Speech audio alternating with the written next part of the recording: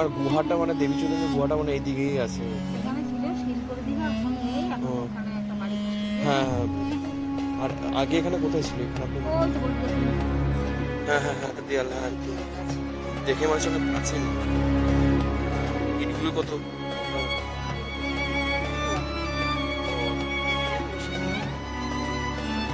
আচ্ছা,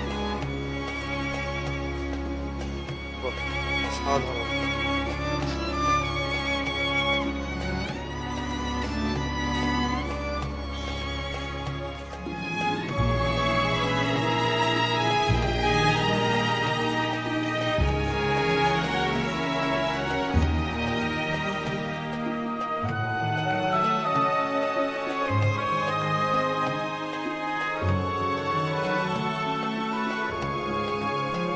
hello guys, welcome back to my YouTube channel.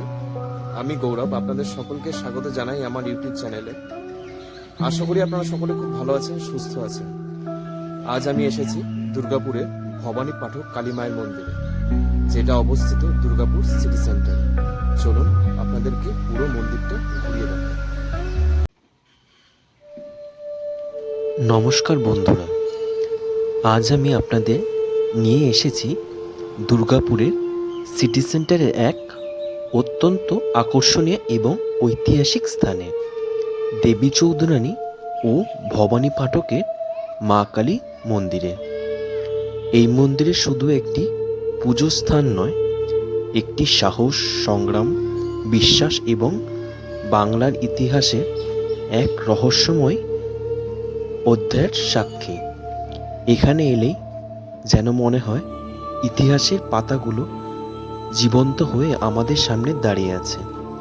চলুন আজ জেনে নেই এই মন্দিরের ইতিহাস, দেবী চৌধুরানীর জীবন কাহিনী এবং ভবানী পাঠকের সেই রোমাঞ্চকর গল্প।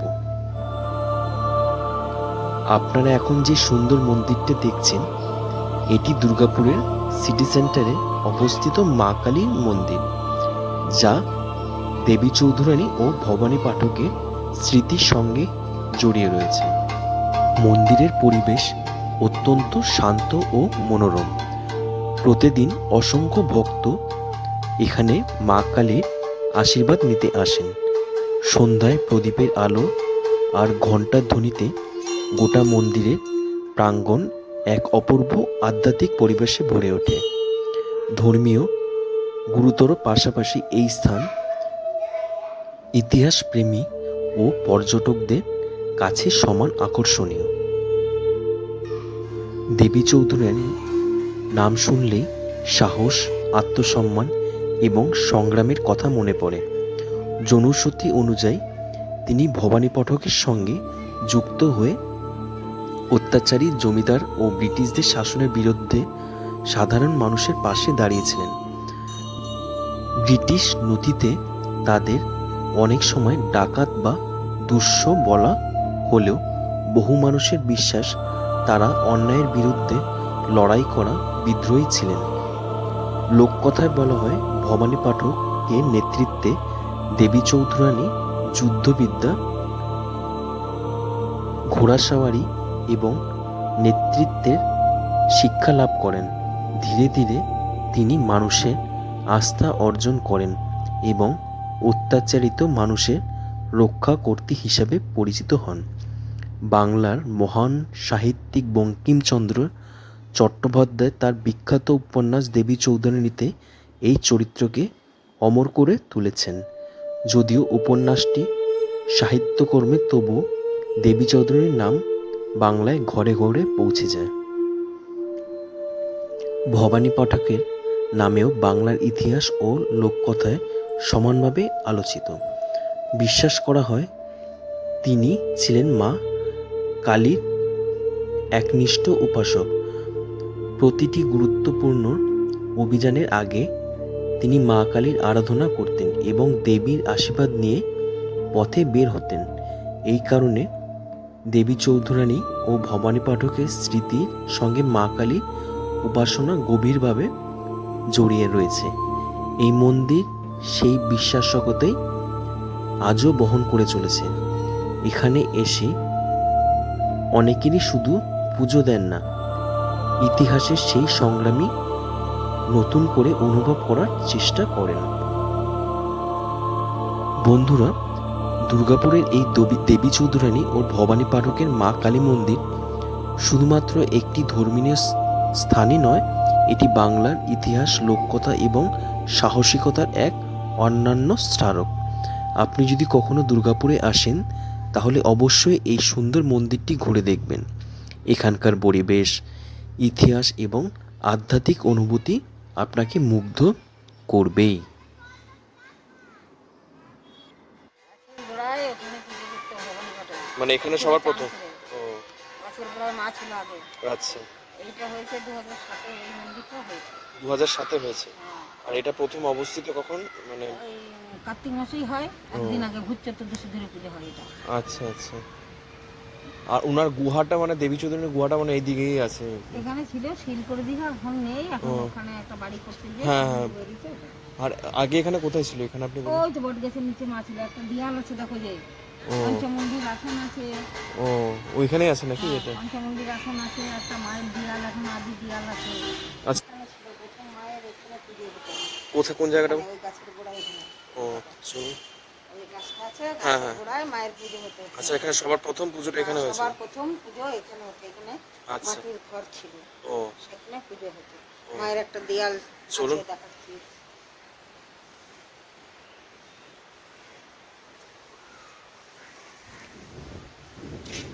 বন্ধুরা, এটাই সেই জায়গা যেখানে হ্যাঁ, হ্যাঁ, প্রথম হ্যাঁ, দেয়াল, হ্যাঁ। পুজো করেছিলেন দেবী দেখে মনে হচ্ছে চৌধুরানী প্রাচীন। ও ভবানী পাঠক। দেখুন, ইটগুলো এখনো কত সেই জায়গাটা মোটা মোটা। আছে। এগুলো 1000 বছরের পুরনো মনে হয়। এর ভিতরে মায়ের মন্দিরটা ছিল। ও আচ্ছা আচ্ছা। দেয়াল এখনো আছে। ও বটগাছে পুরো ঘেরাও করে রেখেছে, তা সত্ত্বেও দেখুন মোটা মোটা আচ্ছা, ইট। আচ্ছা। তারপরে উনি এই যুদ্ধে- জায়গাটাই প্রথম পুজো করা হয়েছিল, আর এই পরে এই মন্দিরটা এখানে পঞ্চমন্দির আসন। স্থাপন করা হয়। আমি একটু উপরে গিয়ে দেখাচ্ছি। মন্দির আসন।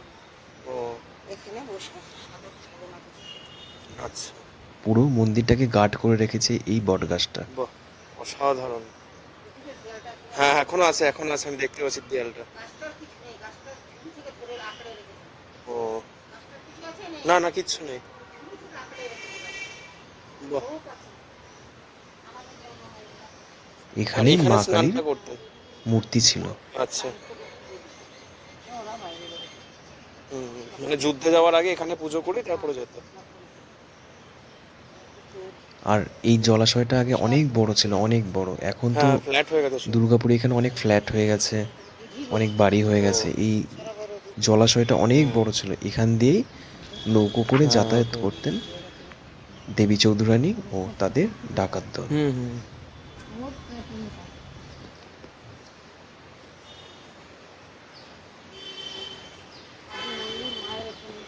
ও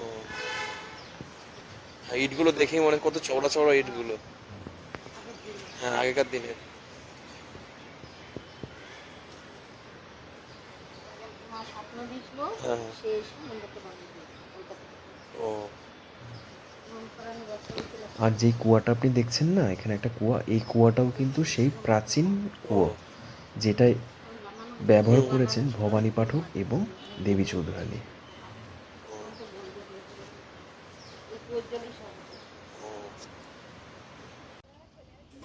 আপনি দাঁড়িয়ে আছেন দুর্গাপুরের ব্যস্ত সিটি সেন্টারে।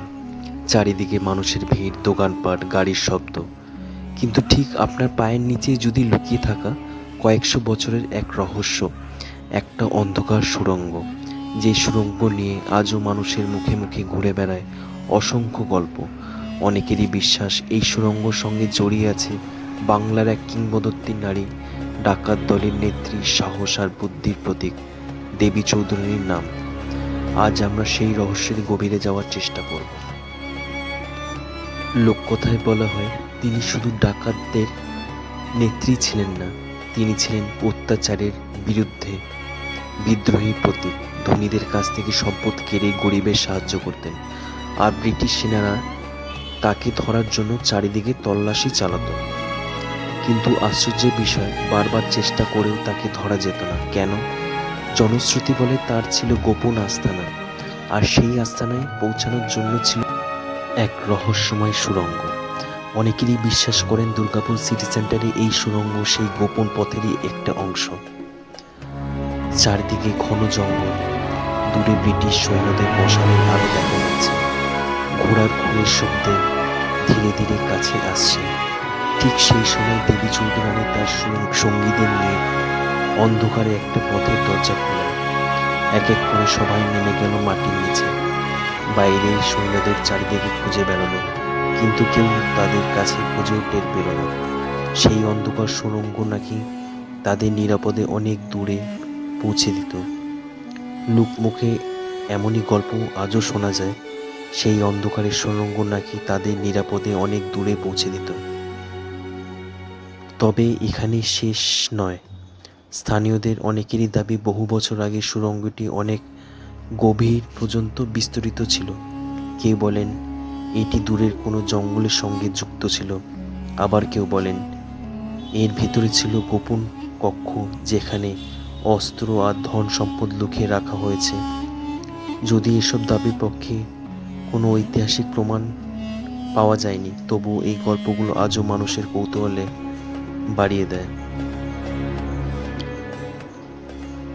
সবচেয়ে আশ্চর্য বিষয় হলো, এই সুড়ঙ্গর কাছে দাঁড়ালেই যেন মনে হয় ইতিহাস এখনো এখানেই কোথাও লুকিয়ে আছে। হয়তো এই পথ দিয়ে কোনো এক অন্ধকারের রাতে ছুটে গিয়েছিলেন বিদ্রোহীরা। হয়তো এখানেই তৈরি হয়েছে বাংলার স্বাধীনতার ছোট ছোট অধ্যায়, অথবা হয়তো এগুলি শুধু লোককথা। কিন্তু অনেক সময় লোককথার মধ্যে ইতিহাসের সবচেয়ে রহস্যময় ছায়া লুকিয়ে থাকে। আজও দুর্গাপুরের সিটি সেন্টারে এই রহস্যময় সুড়ঙ্গ বহু মানুষকে টেনে আনে। কেউ ইতিহাস খুঁজতে আসেন, কেউ রহস্যের টানে, আর কেউ আসেন শুধু একবার নিজের চোখে দেখার জন্য। তাহলে প্রশ্ন রয়ে গেল, এই সুড়ঙ্গটি কি সত্যি দেবী চৌধুরানীর বানানোর গোপন পথ ছিল, নাকি একটা কেবল শতাব্দী পেরিয়ে আসা এক লোককথার অংশ? সঠিক উত্তর হয়তো আজ আমরা মাটির নিচেই চাপা পড়ে আছি। কথিত আছে, এক রাত্রে কয়েকজন ধন সম্পদের লোভে এই সুড়ঙ্গ গভীরে ঢুকে পড়েছিল। তারা নাকি একটা পুরনো লোহার দরজা খুঁজে পায়। দরজাটা খোলার সঙ্গে সঙ্গে ভেতর থেকে ভেসে আসা কারোর ফিসফিসানি, ফিরে যাও, এখানে থেকে এখনই ফিরে যাও।